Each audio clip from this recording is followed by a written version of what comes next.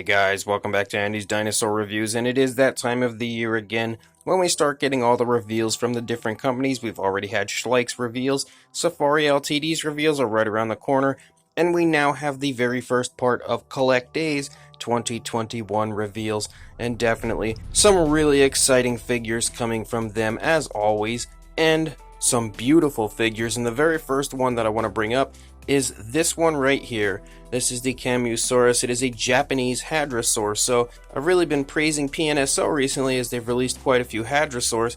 However, Collecta here bringing one out that I have never seen a figure of at all is incredible, and continuing on with their Japanese dinosaurs that they've been releasing over the last few years. This is super exciting news as far as I'm concerned, and I think the figure looks really nice. Definitely a beautiful looking figure as far as both the sculpt and paint scheme, and overall is a pretty flashy looking paint job for the figure. And this one will be in their Age of Dinosaurs popular range according to Everything Dinosaur, so it'll be one of the smaller figures, but you can see looking at it, it is absolutely jam-packed with fantastic sculpt and detail for being a smaller size range. The second figure that we have is currently my favorite of the upcoming year from Collecta, but again, we've only had the first part unveiled to us, so there will be plenty more. But this is a deluxe version of a Mamenchisaurus, and wow, this thing is fantastic. Look at that sculpt.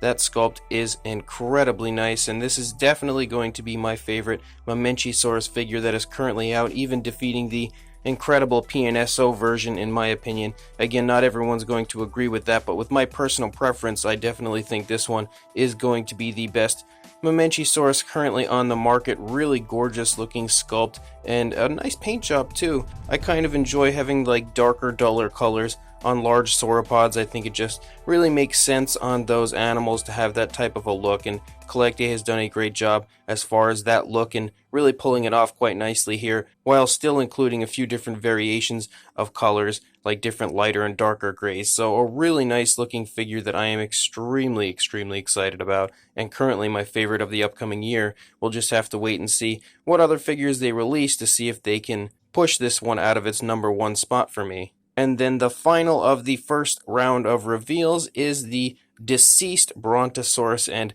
that is incredible. What a beautiful looking model. Again, well, not a happy scene or anything taking place before us, but as far as the sculpt and detail on this figure, that thing is incredible. Look at the insides kind of hanging out. A very gory scene here before us, but that is unbelievable the way they've done this, even with the right front leg kind of disturbingly bent up under the dinosaur. Everything about this just looks so incredibly awesome, but so incredibly gross. I love it. Really love that you can actually see the internal organs and everything of the Brontosaurus, or at least that's what it seems to me.